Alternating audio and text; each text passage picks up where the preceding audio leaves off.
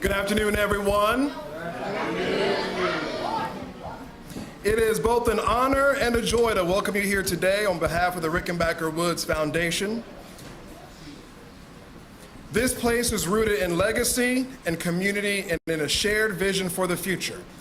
And today we are especially proud to welcome someone who has stood alongside us in that vision from the very beginning, our mayor, Mayor Andrew Ginther.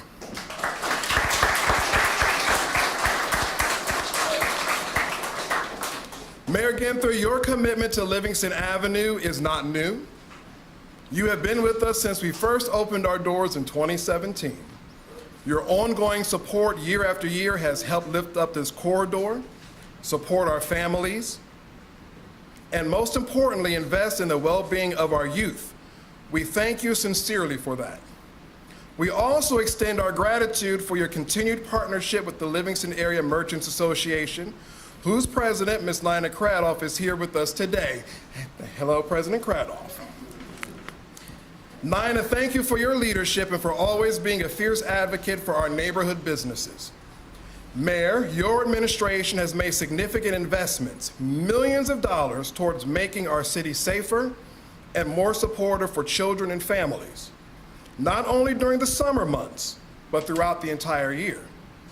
Today, we are joined by some of those very youth those investments have benefited. Our amazing Summer Youth Adventure Camp participants. Yeah.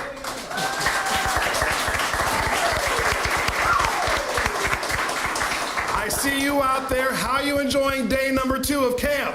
Yeah. All right. As we continue building a community grounded in hope, safety, and opportunity, we are grateful to have leadership that shows up, that listens, and that takes action. Following today's remarks, I invite you all to stay and enjoy some refreshments. We have strawberry shortcake and ice cream, generously provided by our board member, Doreen Uhas-Sauer, who also serves as chair of the University Area Commission. Thank you, Ms. Doreen, for your ongoing contributions in hospitality. And now, it is my great pleasure to introduce someone who needs no introduction here on Livingston Avenue, our friend, my friend, and the mayor of the great city of Columbus, Mayor Andrew J. Ginther.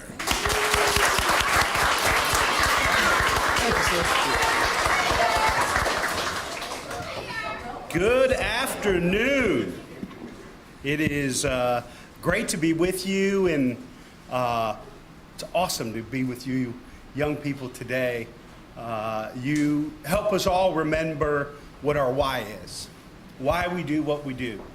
And that is to lift you up, celebrate you, pour into you, invest in you, so that our city is going to be in great, great hands moving forward. So thank you.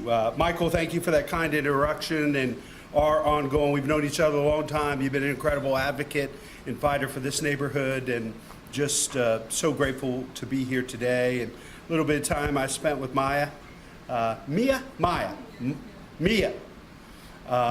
and appreciate all the great work. And she was telling me about this project that we're working on with the campers about if I was mayor and some of the lists and priorities. And I'm glad to know that a lot of things we're going to talk about here today are covered. The one thing we need to go back to talk to the auditor about, directors, is whether or not roller coasters are capital eligible, because that was one of the recommendations made by the young people here. I love roller coasters, but I don't know if the auditor can get that on the list or not. But it's great to be here, and to the Livingston Avenue Merchants Association, Director Long, the Department of Finance, the entire cabinet, and all our great leaders in this city. Just so grateful for all that you do. Our Department of Finance team has been doing quite a bit of math. I hear that this is STEAM focused, right? So we may have, no pressure, Director Long, but we may have your successor in this camp here working away this summer as we focus on math and science and technology and the arts. Make sure you're well-rounded, well-educated, and well-developed. I'm excited about this capital budget. I'd love for you to take what you learned in camp this summer and come work for the city one day. We need great public servants, and the city's a pretty good place to work.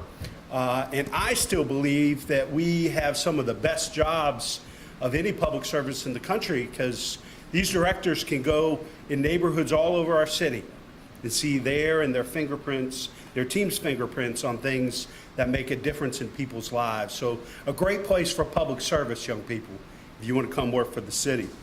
It's good to be back here in Driving Park. I was fortunate to join a group from the Livingston Avenue Merchants Association 2 weeks ago to hear about their cares and concerns for their community.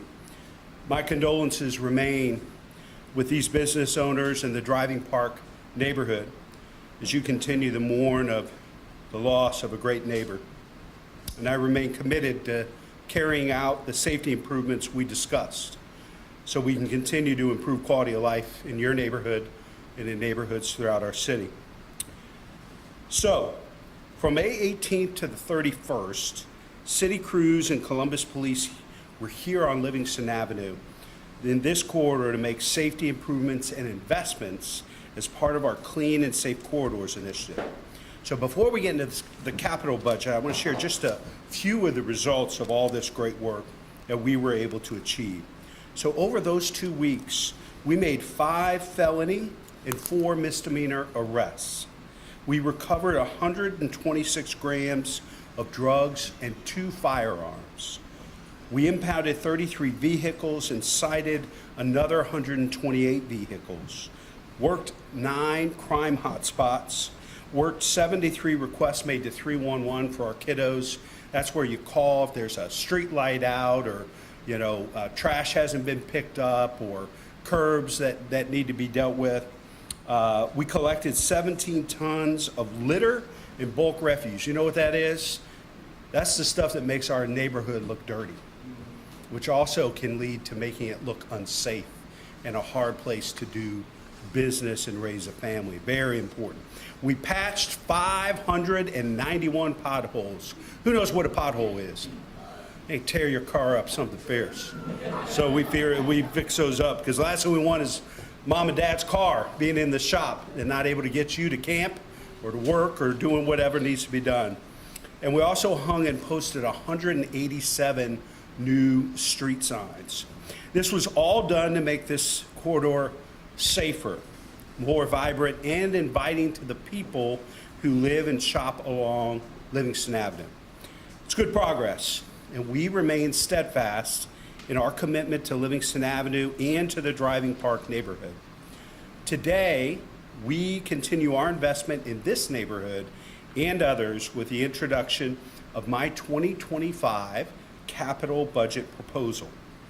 As a next step in the Clean and Safe Corridors initiative, the City of Columbus will invest another $5 million from the capital budget to install more lighting, cameras, and other infrastructure along the Livingston, Parsons, Sullivan, and High Street commercial corridors that have been a part of this program. So when we announced this, it was a lot of city staff and operating resources. We said we'd follow it up with capital investments because we want to keep building momentum, making sure these corridors are safe for you to shop, to do business, and for families to gather.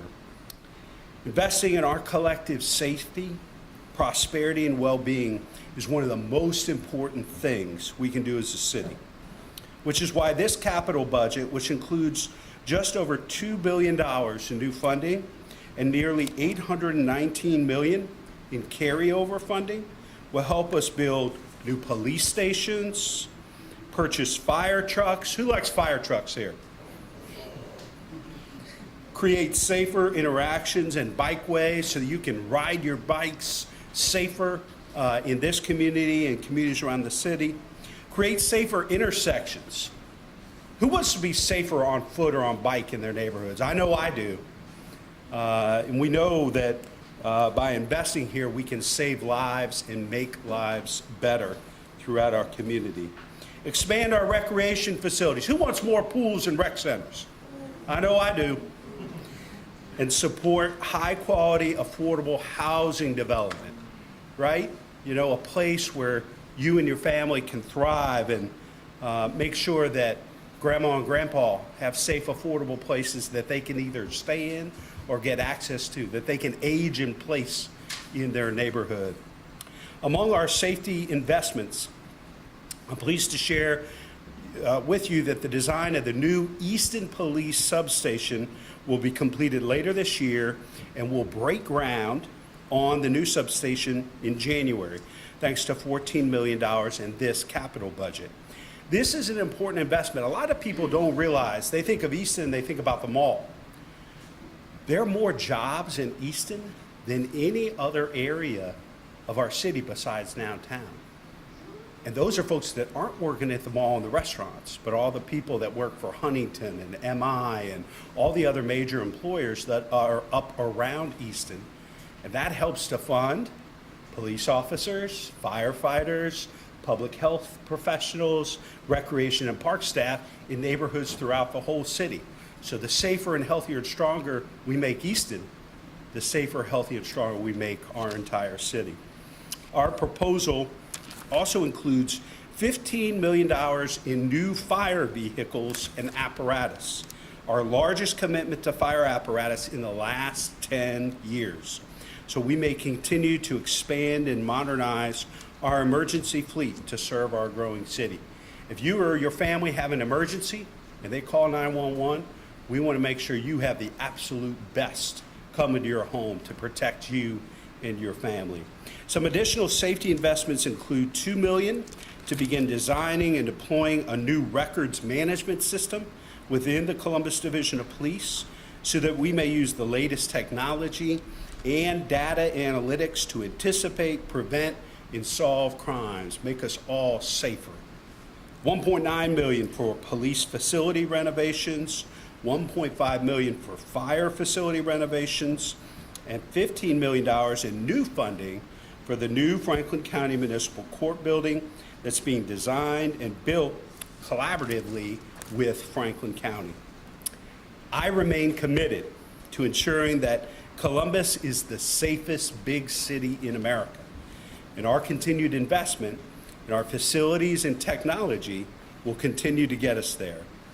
One of the most important investments we can make in our collective safety doesn't fall in the ledger of the Public Safety Department.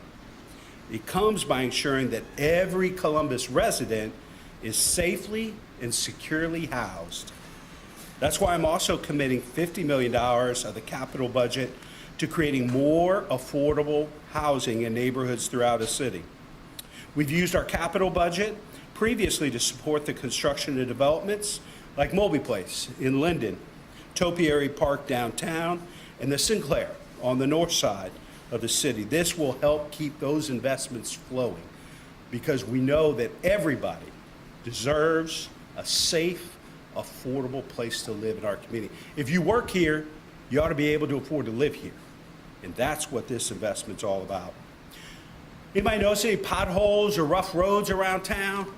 I tell you what, that's why we're investing $54 million for street resurfacing, $16 million for roadway and intersection upgrades, and over $31 million for pedestrian safety and bikeway projects to keep our roadways safe and smooth. If you're on foot or on a bike, you deserve to be as safe as if you were in a car in our city. That's why we're recommending we invest $5.3 million to continue implementing our Vision Zero action plan. That seeks to eliminate traffic-related fatalities on our roads and intersections. These funds will enable changes at some of the most dangerous intersections and crosswalks so we can keep everyone on our streets safe. And finally, $8 million of this capital budget is dedicated to facility improvements for Columbus nonprofit organizations. These are our partner organizations that provide great services to our neighbors throughout the city. And this is a time when many human service organizations and nonprofits are seeing cuts and freezes by the state and federal governments. This funding includes $1.5 million for the Poindexter Museum, $1 million for the King Arts Complex, $750,000 for Dress for Success, $650,000 for COSI. Who loves COSI? The best children's science museum in America. And Dr. Burtley and his team do an incredible job working for all of us. And $500,000 each for the Urban League, Franklin Park Conservatory, the Buckeye Ranch, Junior Achievement, and the Ohio History Connection. Great partners of ours. To the young people in the room, I'm proud to say that your city is investing in your future. We're investing so you can be safe, you can have fun. We're investing so Columbus remains a place where you love to live. I want you to get out and explore and learn about the world, but I want you to come back to Columbus to have an incredible career and raise your own family. And I'm proud to say that we can say that every child in Columbus, no matter what neighborhood they live in, will be impacted by this capital budget. We're really excited about this budget. We're looking forward to partnering with our colleagues on Columbus City Council to capture feedback from residents and folks in the neighborhood and put it into action. I am so grateful for everybody's work. We'll be hosting a series of public meetings on this budget, which will be announced on columbus.gov/capital. And with that, I'll be happy to take questions from the press, and we'll try to be quick because I got to give it up for the kids in this room. I think they've been absolutely amazing.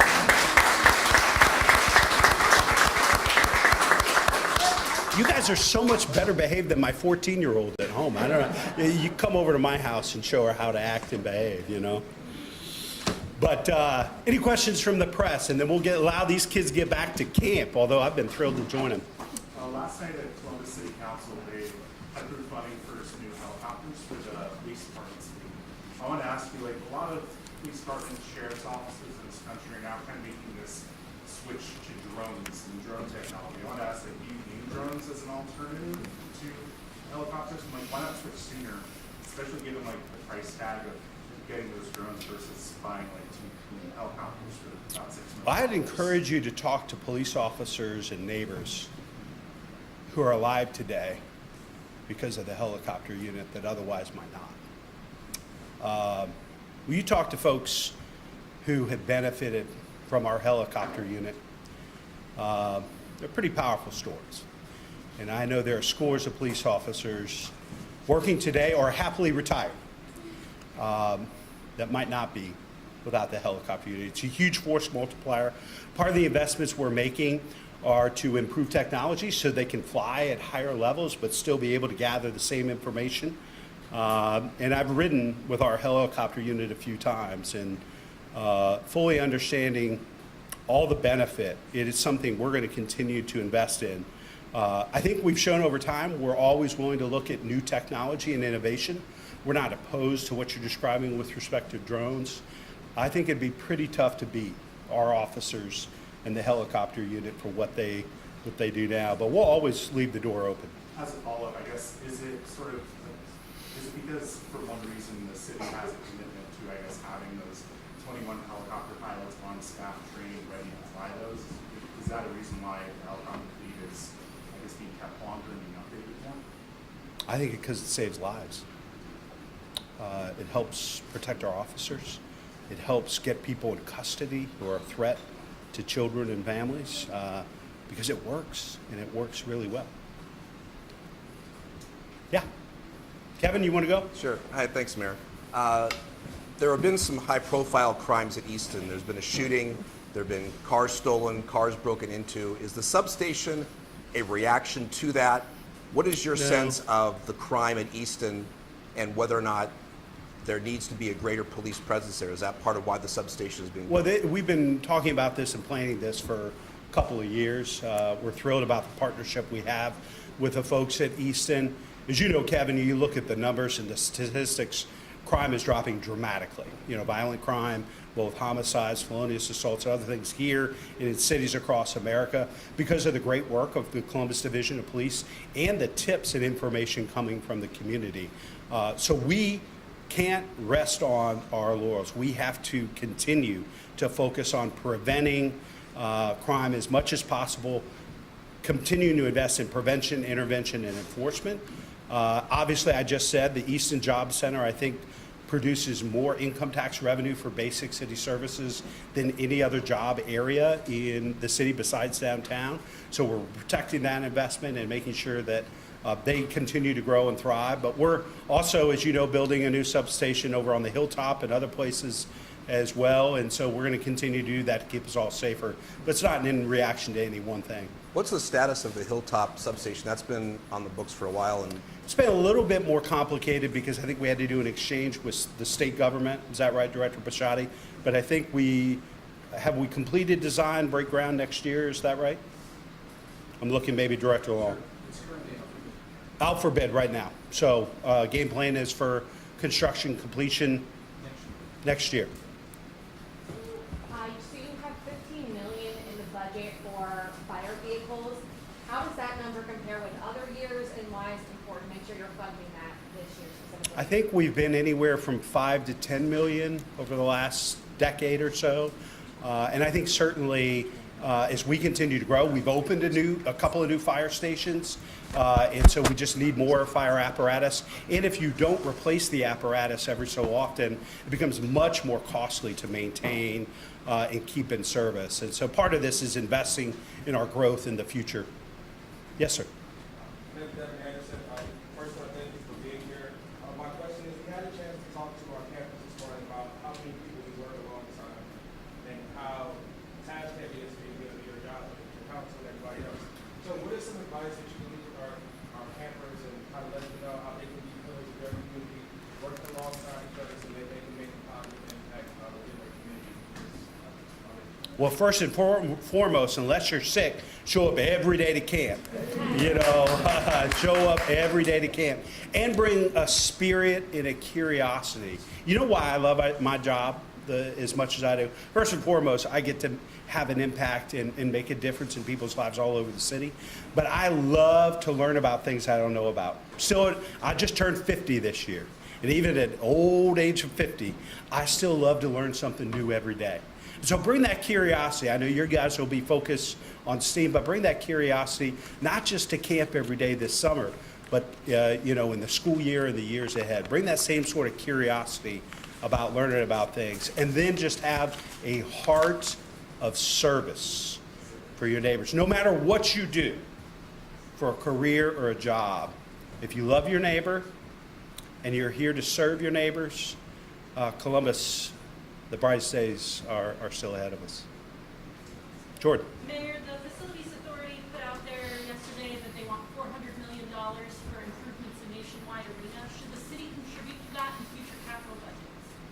we'll certainly keep an open mind, but, if public-private partnerships are good for downtown development and economic development and, all of the other major issues facing this community, a public-private partnership, I think, makes sense for investments in the CFA. The public sector has a role, but so does the private sector, and I look forward to conversations with them about how they're going to partner with us. Mayor, you, Go ahead. Who's next? I'll go. You go. So it's been almost 1 year since the ransomware attack on the city of Reseda shut down a lot of the city's systems. And I wanted to ask you for an update on the city systems. Are we 100% restored yet? And also, what lessons did the city take from that ransomware attack? Well, we're still wrapping up, I think, the investigation and report. Where are we at systems-wise? Everything's fully restored and back up and running. And we're hoping to be able to share more here in the coming weeks. Yeah. Do like 2 more questions? Yeah. Yeah, the kids have been great. And I'll stick around if you guys have more, but Mayor, you mentioned the intersections to improve the safety. For those people that live around those intersections in our city, what specifically is the city doing to make them safer for people to both bike, walk, and drive? well, there's a new unprecedented partnership. I remember Directors Scacco and Pisciotti met just recently about more ways that public service and public safety can work together on this. I think we're taking a look at everything from lighting, signage, speed enforcement, other ways to get folks to slow down, be more mindful, but also making sure we have safer places for people on foot and on bike. As you know, a lot of Columbus developed after 1950, which means we kind of developed around the use of the car. And so what we're trying to do now in 2025 is make sure that everybody on a bike or on foot is as safe as somebody in a car. It's going to take time, but that's where the Vision Zero comes in. It's all about pedestrian and cyclist safety, and so that's where that money will be going. But there are probably about 10 intersections that are responsible for, probably about 50% of the injuries and fatalities. We all know where these intersections are. People are driving too fast, they're not being mindful, and our intersections weren't developed with pedestrians and cyclists in mind, and that's part of what Vision Zero is all about. And then tell me kind of how overall this budget compared with previous years and what the main focus was this year.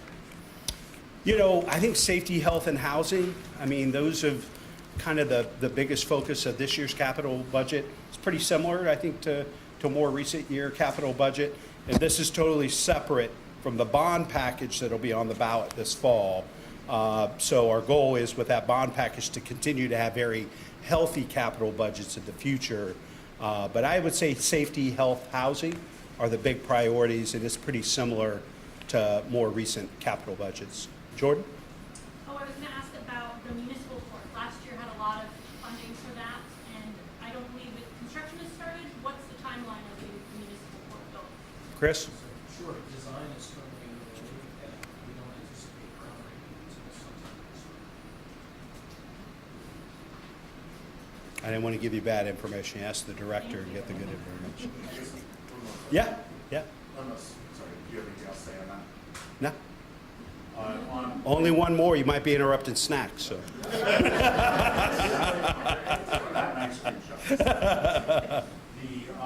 One more question on the ransomware attack. Like you said, the FBI is also still investigating, and we're almost a year out. I wanted to ask you, has the city to date held anyone responsible or held anyone accountable in-house in the Department of Technology or elsewhere in the city, or the city's response to the ransomware attack and what happened initially? Well, I think what we want to make sure is that we have all the information first, so we have a complete and accurate, exhaustive report, and certainly we'll consider that once we have all that information. We've taken some steps, as you know, in the operating budget, a significant investment there. We're looking at additional significant investments from capital budgets to make sure that we're better prepared. But I want to remind everybody there were 150 cities in America who have endured cyber attacks in the last 18 months. I mean, this is happening in places all over America. I just wrapped up my final U.S. Conference of Mayors annual meeting, in Tampa, and there are cities all over the country, hospitals, universities. I mean, how many times do you get notice from a corporation who's had a data breach or a victim of a cyber attack? So we are not unique or isolated. This is something that we're going to face, and I think, unfortunately, we're going to see a lot more of. So we've got to change the way we do business, make some capital investments, do better training, but I think progress is making its way. Thanks to everybody, and most importantly, thanks to these amazing kids for letting us come in today.